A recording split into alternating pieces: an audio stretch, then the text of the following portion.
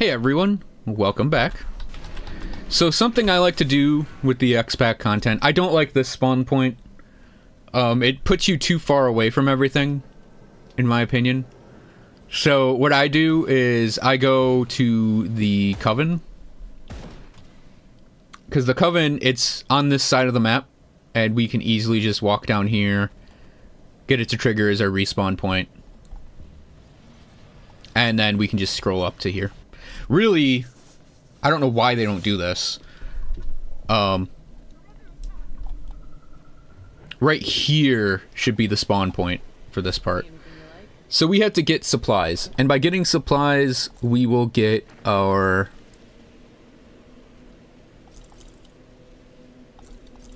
hub online, and I really like that.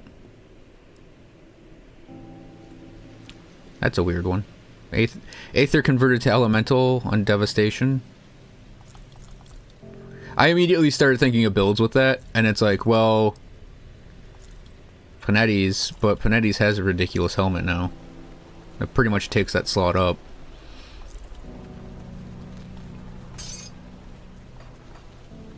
Yeah, I don't have a mythic Golem Fist Gavel. I don't know that I'd actually use it, but we'll have it anyways.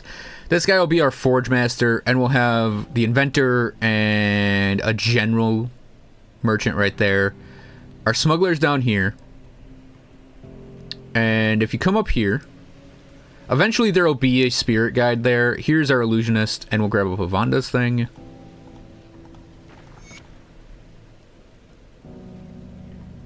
I don't know that we'll actually get to the note, but we'll get there. That's a quest I still haven't done completely yet.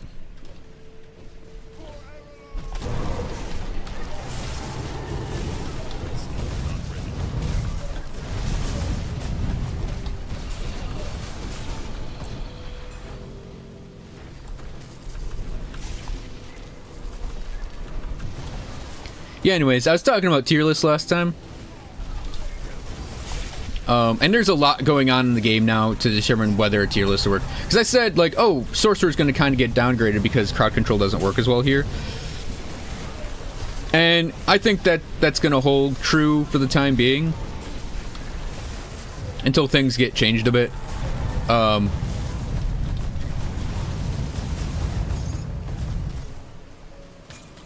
But you have things like Panetti's replicating missiles. Will probably solve a lot of whatever that problem is. But that's just a specific build. Like an Albrecht's Aether Ray Sorcerer, I personally think is kind of dead right now. Unless Albrecht gets a substantial buff. I forgot to put that potion back on.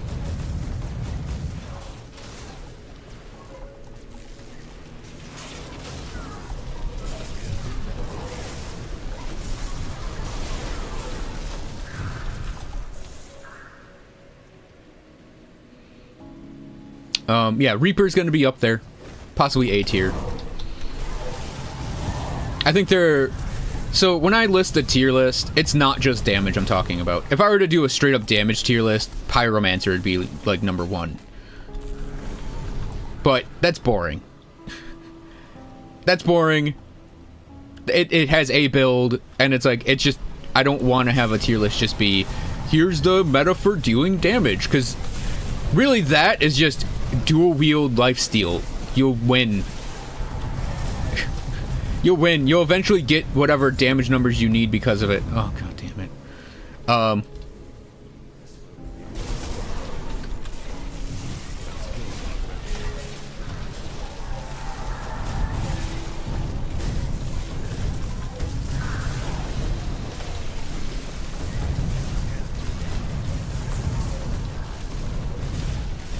So I like doing things where it's like, oh, there's build diversity, there's utility, it does deal damage, it has, you know, low gear dependence, and it's like, to me, that's what defines a good class, is if it has a high number of builds that are very gear independent, because, like, the thing about the Sorcerers, that's why I gave it such a high rating, is so many builds worked in it. Because you could do Calidors, you could do Panetti's, you could do Aether Ray, you could do grenades, Fire Strike. You could do all of these things with that combo, and it worked really well. And the reason I'm saying it's downgraded now is because what made it work really well is not as useful in this area of the game.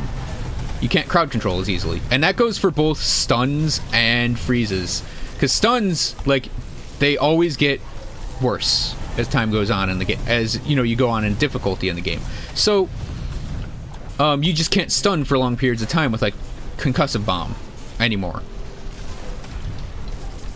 And you can't freeze half of the enemies in here. So, it makes it difficult to deal with.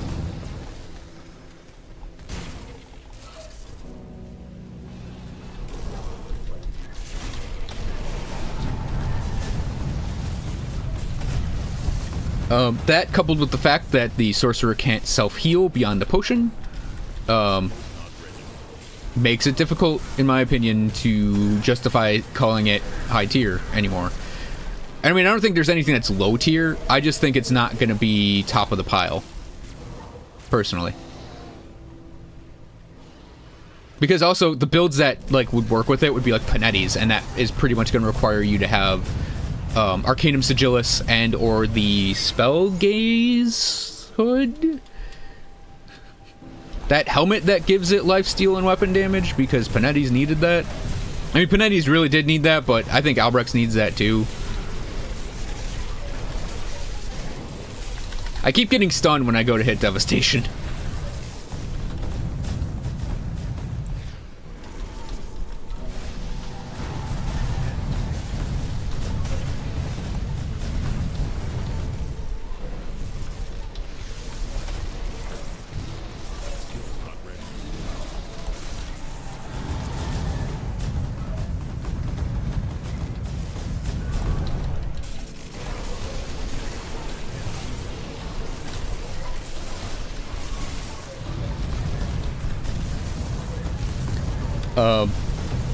Spellbinder is going to be, I think, maybe A tier, potentially.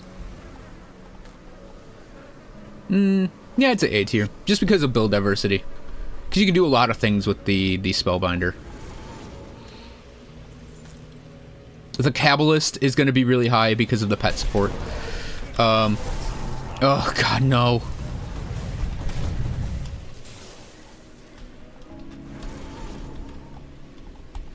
I'm considering just running by this.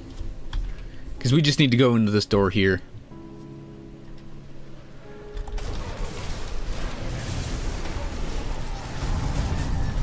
I don't mind the arcane enemy type. I really don't. I just don't want to deal... I actually don't want to deal with the like 5 titans that just spawned over there. So I'm going to do my best to avoid them. It is, like, the hero doesn't bother me. It really doesn't. Just these things coming en masse I find bothersome. Yeah, and they're all coming now. Oh, come on. You can't have a range like this. That's what I thought.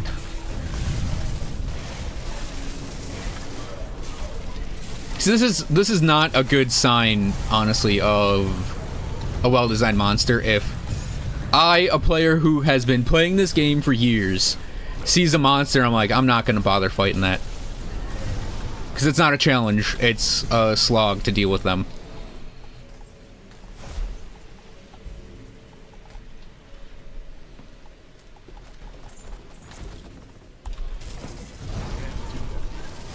Actually, how much iron does he have?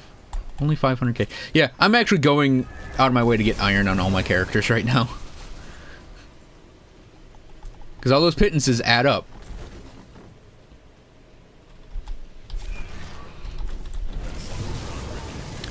The Kabbalist is the Occultist Necromancer, by the way. Occultist Necromancer, I think because just the sheer amount of pet support, but also the vitality crossover between the two classes, I think it is really, really nice.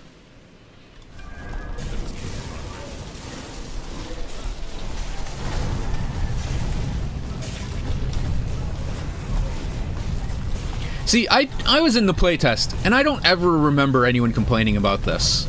I don't get why it wasn't. I mean, I didn't. I should have.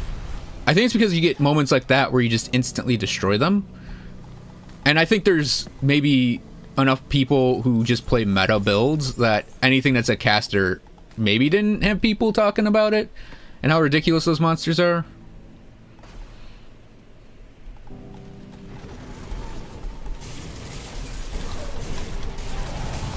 I also think like I actually didn't play the game that much in the playtest version.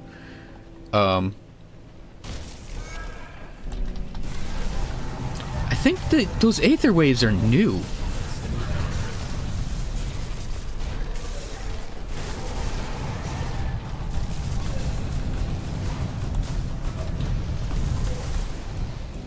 Yeah, the Druid doesn't have a self-heal either.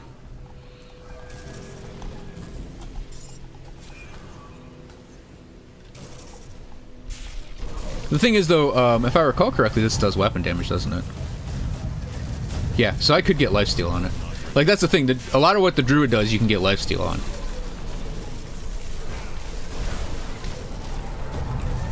I mean, the Sorcerer has that, too, with a couple abilities. Owie. Again, I don't actually know what hit me there. I know the poison that they actually regurgitate can deal a lot of damage. I just don't know if that's what hit me.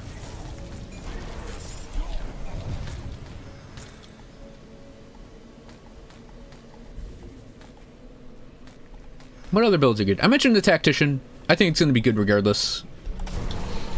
Just the Pierce build, even after the nerf, is going to be really powerful. It's so just easy to make, too. It is heavily gear dependent, though. And I don't know what other builds the Tactician has. So on my tier list, I wouldn't say the Tactician is S tier. On a damage tier list, yeah, probably it is. But I think on a tier list where you talk about gear dependency and build diversity, Tactician is probably just going to be an A tier. Because outside of the Pierce damage build, I don't see any other Tactician builds really standing out. It's like the Purifier, I actually think has more build diversity. And is less gear dependent. Because also, the Tactician, you have to take into account getting 2 Reaver's Claws, I think they are, as weapons. Or 2 really well-rolled Pierce weapons.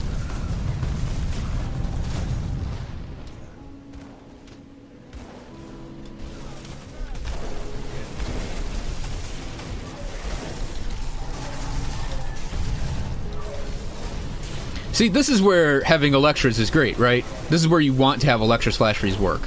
Where you have a lot of trash mobs that are easily frozen that can just be essentially taken out of the fight because you're holding them still. See, this is where it's like, you need Electras, in my opinion, as a character that jumps to Arcanist. So I can't take it off the bar, even though it's working less well now.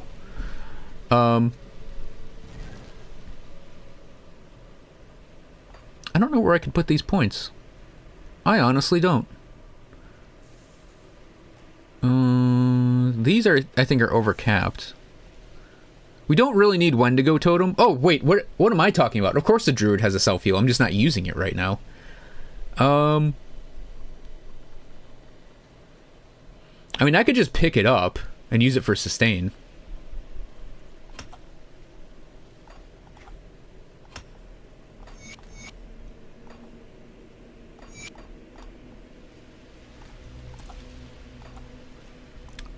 We'll put nullification there, and we get Wendigo Totem in. So it's right there. It's on a weird button, so don't be surprised if I don't actually put it down that much.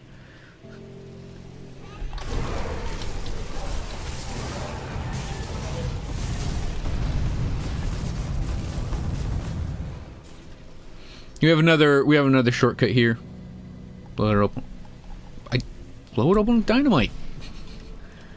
It just helps you get over here quicker. That's a lighthouse.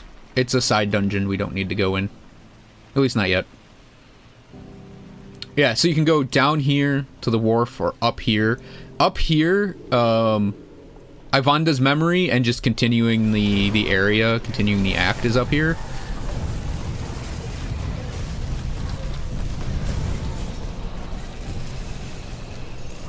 See, I'm actually surprised it took me this long to pick up Wendigo Totem with this guy. I think we're going to definitely need it going forward. Do we need this?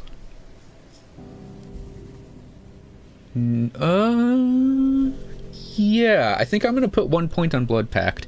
See, when I do the redo of this guy, we may be getting this to 12, just so it can heal us for a lot. Like, it's 2% plus 60 right now. That's not a lot.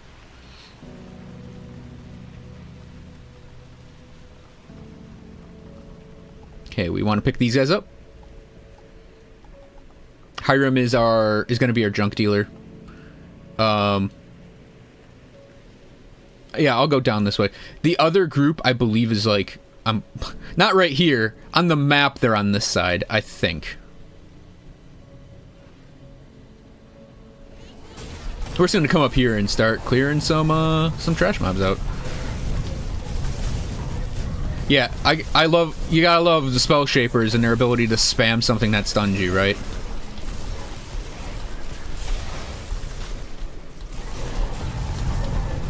Yeah, the reason we need the Wendigo totem is strictly because of the amount of sustain you need in this area.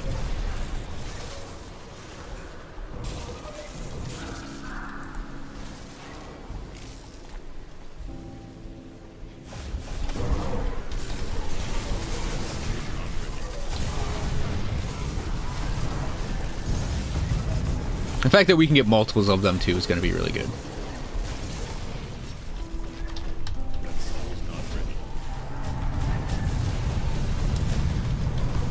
And we're just going to cycle through them as we go. It literally uses the same cast speed and animation as our normal attack, so that's why I like the Chain Lightning ability. It uses the actual cast speed animation. It doesn't do a channel animation. That could also be something to make Albrecht work a little better. Make it channel faster. Like, just turn on faster instead of having that, like, little wind-up. The wind-up and then there's, like, a cooldown on it. Not a, like, it has a literal cooldown, but it has, like, a stop on it. It's really annoying to deal with.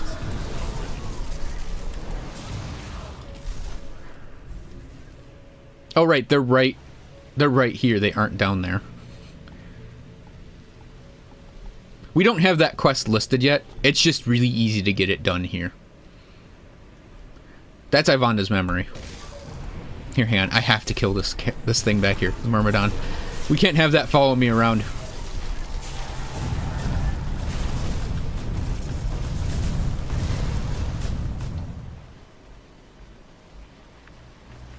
What other classes are really good right now?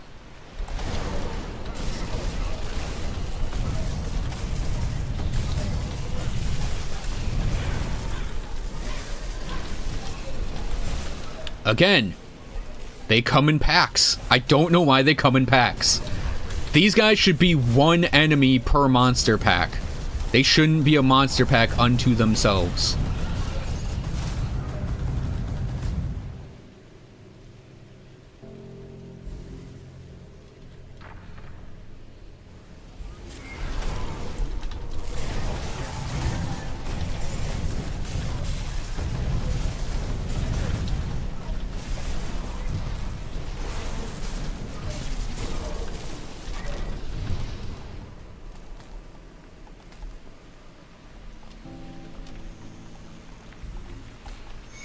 Ivanda's memory, it's not the secret quest. It acts like a secret quest, though.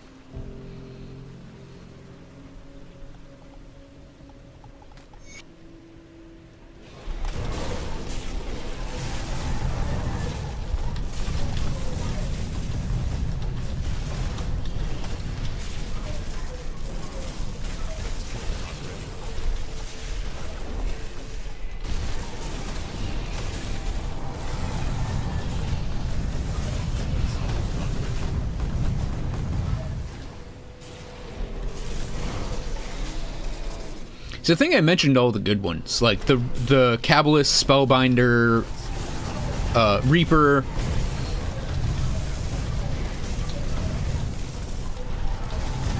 Tactician. They're all and Purifier. They're all the ones that to me are like, wow, these are really good.